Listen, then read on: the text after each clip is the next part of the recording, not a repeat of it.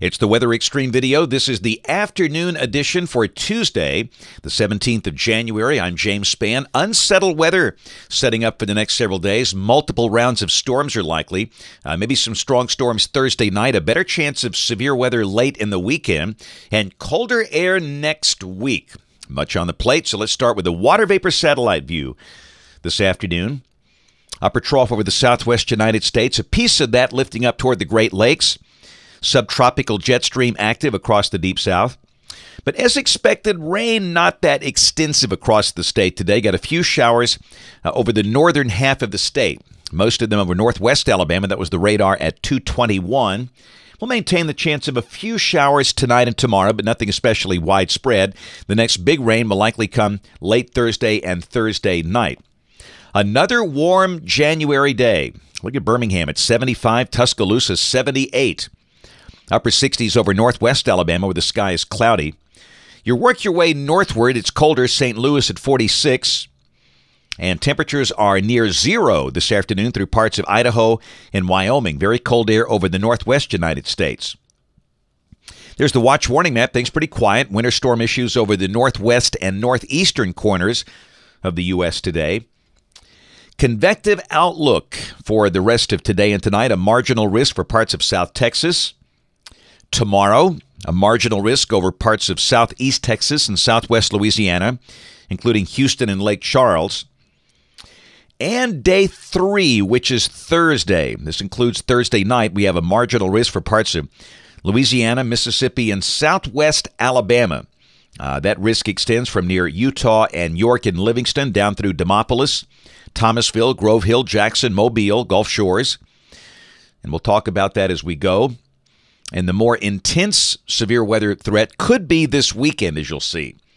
This is the rain for the next 7 days, and this is on the positive side here. Some very good rains for the Deep South. Rain amounts could exceed 4 inches between now and Tuesday morning of next week, and also big rains for the West Coast. Drought-stricken areas of California looking very wet. Okay, model fans, here we go. The GFS, the 12Z run, valid tomorrow at noon. Upper trough west of the state. We're kind of in between waves tomorrow. The day should be mostly cloudy. The weather should be a little cooler with that 1024 high dropping in from the north. The high should drop into the middle 60s. And there could be a few showers around, but nothing especially widespread. Thursday, the trough lifts out of the southwestern states. Rain should be increasing by Thursday afternoon. And this is Thursday night at midnight, looking kind of wet and stormy with a broad surface low north and west of the state. The low not especially intense.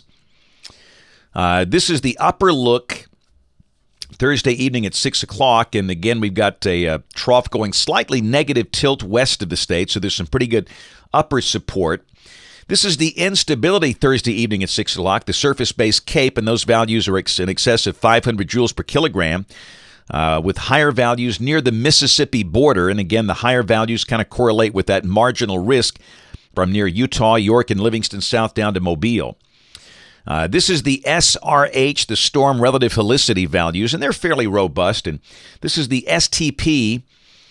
And again, the higher values are from near York, Livingston, Demopolis, south down to Mobile. So, again, I'd say there's a marginal chance of severe weather. I think the heavy rain could be the main threat for North Alabama.